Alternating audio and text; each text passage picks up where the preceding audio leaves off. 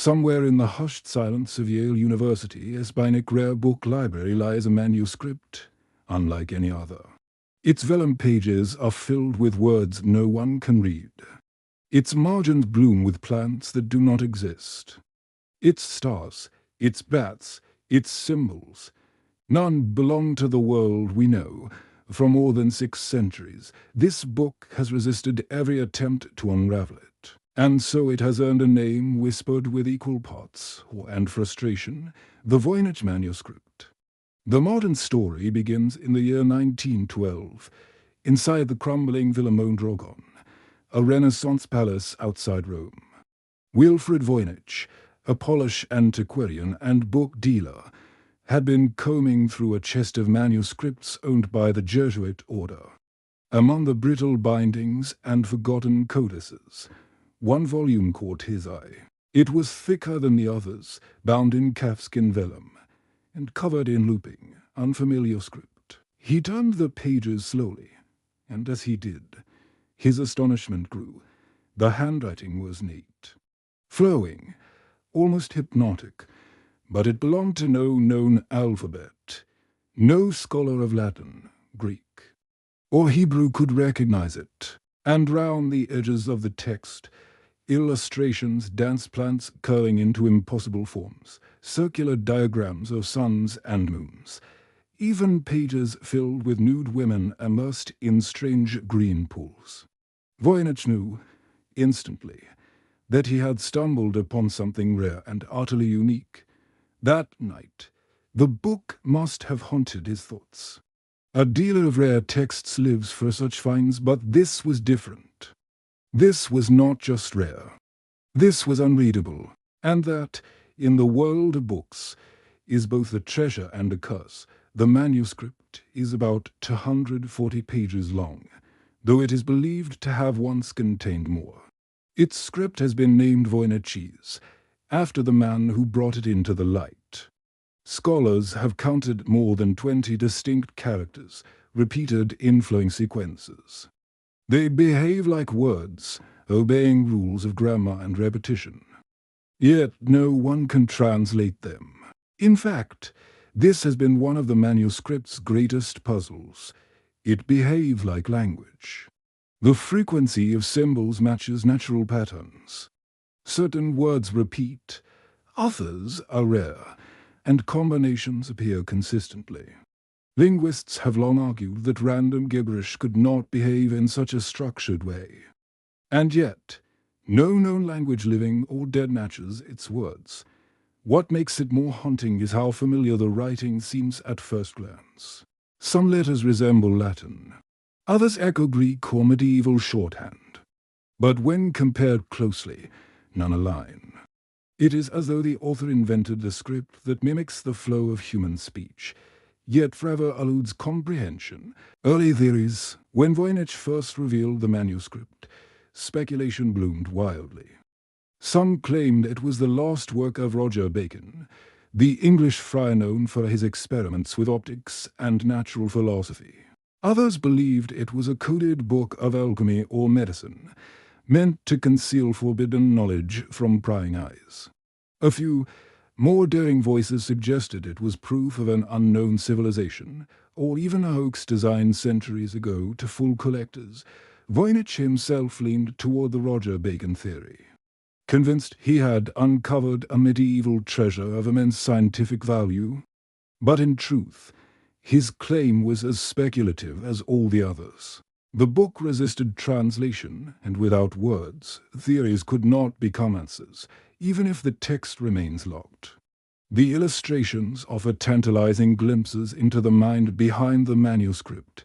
Nearly half the pages are devoted to plants. Each illustration shows a specimen with roots, stems, leaves, and flowers drawn carefully, as if for study. But here lies the problem.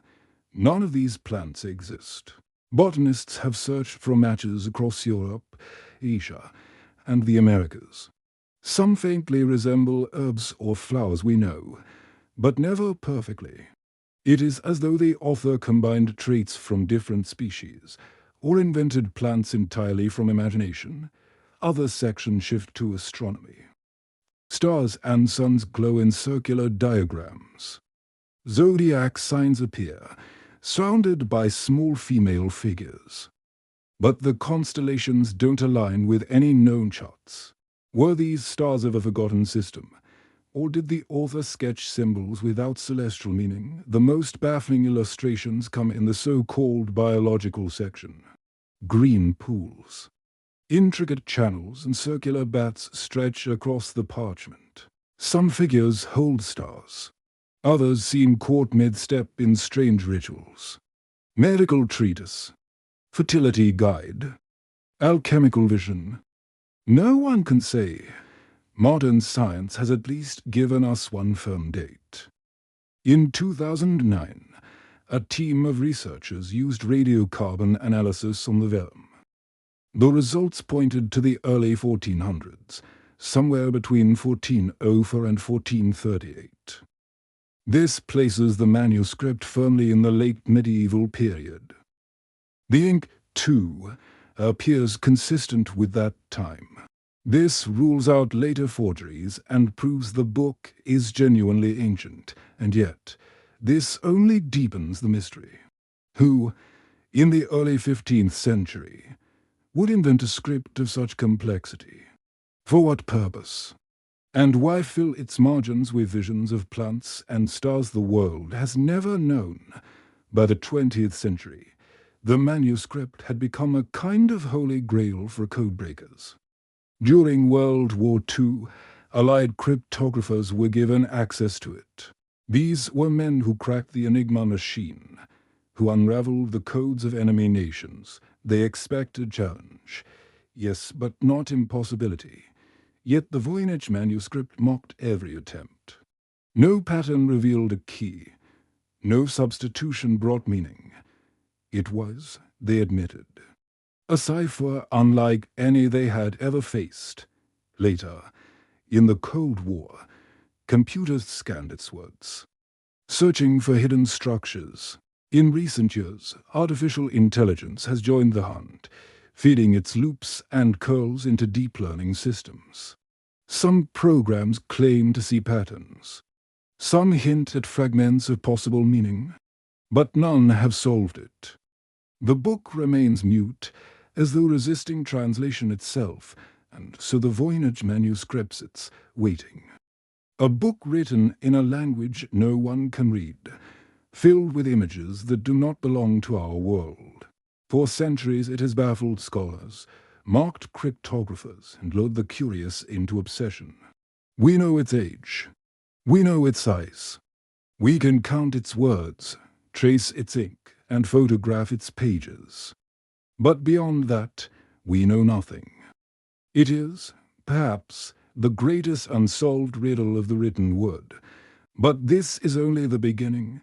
We journey deeper into the illustrations, into the strange world the manuscript depicts, and the theories wild, brilliant, and unsettling that attempt to explain its secrets. Imagine flipping open the book and stepping into a world where nothing is quite familiar, where the plants are lush but unrecognizable, where the stars glow in unknown constellations, and where dozens of women bathe in rivers of green liquid, their bodies drawn into a tapestry of pipes and pools. This is the strange universe contained within the Voynich Manuscript, a place where illustration and imagination collide, and where centuries of scholars have struggled to separate meaning from madness. The largest portion of the manuscript is devoted to what appears to be botany, nearly half the book's pages are filled with drawings of plants, stems, leaves, blossoms. Roots each carefully outlined with an almost scientific precision. But the problem is simple. These plants do not exist. No botanist has been able to identify them with certainty. Some leaves resemble no-nubs, yet their flowers are entirely wrong. Roots twist into impossible knots, branching like veins beneath the page. A few drawings seem to combine multiple species into one half of one plant, half of another, fused together. Was the author documenting a lost species? recording plants from lands unknown to medieval Europe? Or were they inventions, symbolic placeholders for concepts we cannot grasp? One scholar described the plants as botanical chimeras, creations of the imagination. Another suggested they may be coded representations, where each fantastical flower conceals the identity of a real medicinal herb. If true, the manuscript might be a hidden pharmacopoeia, a book of medicine disguised from prying eyes. Other sections turn away from plants and gaze upward, toward the sky. Here, we find circular diagrams of stars, suns, and moons. Some illustrations include zodiac symbols Aries, Taurus, Sagittarius, yet they are drawn in unfamiliar ways, surrounded by small female figures holding stars as if they were jewels. These women appear again and again, ranged in rings round celestial bodies. But the stars do not match medieval astronomy. The diagrams are precise, but they describe a system no one has seen. Scholars have debated. Is this an alternate cosmology?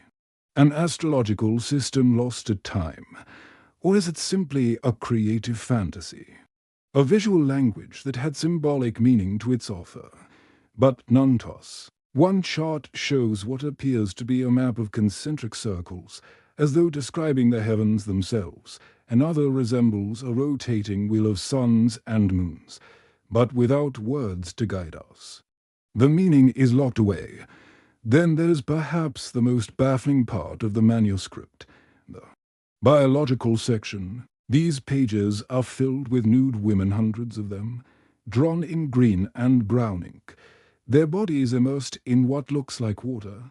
They bathe in pools connected by tubes and channels, as if part of some vast, flowing system. In one illustration, a woman emerges from a star, as though descending from the heavens into a pool below. In another, they hold objects resembling stars or flowers while immersed in strange baths. Some scholars suggest these may represent medical treatments, perhaps related to fertility or childbirth.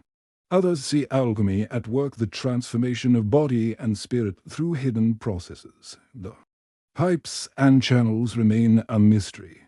Do they represent veins and arteries? The flow of blood through the human body, or rivers and streams, the lifeblood of the earth itself? The women appear cheerful, almost ritualistic, their faces drawn with faint smiles as they move through these scenes. Yet to us, the images remain unsettling, familiar in form, but alien in function. Another portion of the manuscript includes what appear to be pharmaceutical recipes. Small drawings of plant pots, roots, leaves, flowers are accompanied by text in Voynich. Next to them are jars and vessels, drawn with careful attention. Were these recipes for medicines, alchemical formulas, or perhaps entirely symbolic images? It seems clear the author was interested in plants, medicine, and perhaps healing. But without a key to the language, we cannot tell if these are cures, poisons, or something else altogether. For centuries, these illustrations have inspired wild speculation. Some believe the manuscript was a secret medical text, written by a doctor or herbalist who wished to conceal his discoveries from rivals. Others see it as an alchemical treatise, where every plant and star is a metaphor for transformation. Still others suggest it is a kind of encyclopedia, documenting knowledge of the natural world, both real and imagined. And then there are the more radical theories. Some propose that the book documents a lost civilization, a culture with a language and knowledge entirely unknown to us. The illustrations, they argue, are not fantasies, but records of plants and systems that existed outside the world we know. A few have even suggested the manuscript is not of this earth at all, but a record of something beyond human history. Of course, more skeptical voices argue the opposite, that it is nothing more than a hoax, a creation designed to deceive wealthy collectors, filled with nonsense words and fantastical illustrations to give the illusion of meaning. But if it is a hoax, it is a masterpiece, for it has fooled the world for 6 centuries, resisting every attempt to expose it as meaningless. Perhaps the true power of the Voynich Manuscript lies not in what it says, but in what it refuses to say. Every illustration is a doorway half open, offering a glimpse, but never the full picture. Every page draws the reader deeper into its world, promising answers that never come. It has become, in a sense, a mirror of our own fascination with the unknown. Each generation projects its own theories, its own desires onto the parchment. And the manuscript remains silent, eternal. Watching us struggle, we have walked through its pages plants that never grew, stars that never shone, women who bathe in rivers of ink. And though we can describe them, we cannot understand them. The illustrations offer images without explanation, riddles without solutions. In the next part, we will journey into the efforts to decode the manuscript, the cryptographers, the scientists, and the modern machines that have all tried and failed to force it to speak, and we will see how the Voynich Manuscript continues to resist, even in the digital age. Throughout history, the Voynich Manuscript has been more than a curiosity. It has been a challenge, a puzzle that has taunted some of the greatest minds in language and code-breaking. And time after time, those who dared to solve it have met the same fate: frustration, obsession, and ultimately failure. Not long after Wilfred Voynich acquired the manuscript in 1912, he shared it with scholars across Europe. Many tried to decode the script using simple substitution methods, hoping each symbol stood for a Latin or Italian letter, but the words resisted every effort. And like most ciphers, the Voynich text had no clear repetitions of common words like the Orand. Instead, it flowed with strange rhythm, real enough to suggest language, but elusive enough to evade translation. Some thought it was shorthand. Others believed it might be a mixture of multiple languages, but each theory collapsed under closer inspection. The manuscript became infamous, whispered about in academic circles as an unsolvable riddle. During World War II, the manuscript fell into the hands of allied cryptographers, men trained to break the unbreakable. These were the experts who cracked the Enigma machine, who decrypted the codes of the Axis powers. If anyone could solve the Voynich script, surely it would be them. But after months of analysis, even the most brilliant codebreakers admitted defeat. The text followed no pattern they could identify. No cipher key revealed meaning. It was unlike any encrypted message they had encountered. One cryptographer later confessed, "The Voynich Manuscript is the only cipher that has ever defeated me." As the Cold War began, the manuscript attracted a new generation of codebreakers. This was the dawn of computational cryptography, and researchers hoped that early computers could succeed where human minds had failed. Programs were written to scan the text, searching for statistical patterns, repeated sequences, hidden structures, mathematical codes. The results were tantalizing. The patterns were there, words repeated in predictable ways, with rules that mimicked natural grammar. And yet, when researchers tried to align these patterns with known languages, nothing matched. It was as if the manuscript belonged to a tongue spoken by no one, a language with structure but no speakers. This finding only deepened the enigma. It seemed impossible that meaningless gibberish could so perfectly imitate real language, and so the mystery remained. Among those who wrestled with the manuscript, none became more consumed than William Friedman, America's most celebrated cryptographer. Friedman led the team that broke Japan's purple code during World War II, a triumph that shaped the course of the conflict. But after the war, Friedman turned his attention to the Voynich Manuscript. It became a decades-long obsession. He and his wife Elizabeth, herself a legendary cryptanalyst, pored over the pages, applying every method they knew. They dissected its word frequencies, mapped its repetitions, and searched for hidden alphabets. At one point, Friedman suspected the text might be written in an artificial language, a constructed tongue designed to mimic speech without belonging to any real culture. He called it a universal language of thought. But even Friedman, after decades of labor, admitted defeat. Near the end of his life, he wrote, "The Voynich Manuscript is an unsolved enigma, and it may never be solved, from the man who cracked some of the hardest codes of the 20th century." This was perhaps the greatest confession of failure in the 21st century.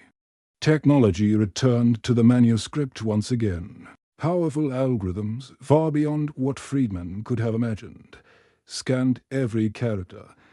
Artificial intelligence mapped the text against thousands of known languages. Searching for hidden parallels, one group claimed to see faint echoes of Hebrew. Another thought the words resembled a form of medieval Romance language. Still others suggested it was an Asian script, written with European flourishes. Yet every so-called breakthrough collapsed under scrutiny. The translations made no sense. And the claims crumbled. Even deep learning models trained to recognize patterns across vast datasets could not unlock it. The manuscript remained a wall, resisting even the most advanced tools of human invention. As the failures mounted, some scholars proposed a radical theory. Perhaps the Voynich manuscript was never meant to be read. Perhaps it was an elaborate hoax, written in the 15th century to deceive a wealthy patron. After all, the Middle Ages were full of curious collectors, eager to pay fortunes for rare texts. What better way to earn money than to produce a book that appeared mysterious, exotic, and full of hidden knowledge? This theory suggests that the text is meaningless gibberish, carefully structured to imitate real language, the plants, the stars, the bathing women, all designed to look scientific, while offering nothing, a fraud, designed to impress. But this theory has its problems. If the book is meaningless, why does the text behave like a real language? Why does it follow linguistic rules with such precision? To fake this structure without modern statistical tools would have been almost impossible. Could a 15th century trickster truly have fooled 21st century cryptographers and computers? If so, then the hoaxer may have been one of the most brilliant minds of their age. The Voynich Manuscript is a book that refuses to be solved for more than a century since its rediscovery. It has eluded codebreakers, historians, linguists, and computer scientists alike. And yet, the very impossibility of its solution may be the reason it continues to captivate us. Some believe that the manuscript represents more than a code. It could be a window into a lost tradition of knowledge, a branch of thought that was deliberately hidden, not because it contained dangerous truths, but because its authors wanted to create a legacy meant only for the initiated. In this sense, the book may never have been intended for outsiders. It might have been a language of secrecy, a barrier separating a small, elite circle of minds from the rest of the world. Others are less romantic. They argue that the manuscript is little more than a prank, a clever ruse created to confuse and frustrate the scholars of its day. After all, Europe in the Renaissance was a world hungry for rare knowledge. Collectors sought out strange texts, books of alchemy, treatises on the stars. To forge such a manuscript filled with mysterious illustrations and an undecipherable script would have been a tempting war. Why to secure money and prestige? Could it be, then, that the entire mystery of the Voynich manuscript exists only because someone 5 centuries ago wanted to play a joke? But if it was a hoax, it is a remarkably elaborate one. The manuscript contains over 200 pages of carefully written text, with consistent structure and repetition. Linguists who analyze its symbols note that it follows patterns eerily similar to natural languages.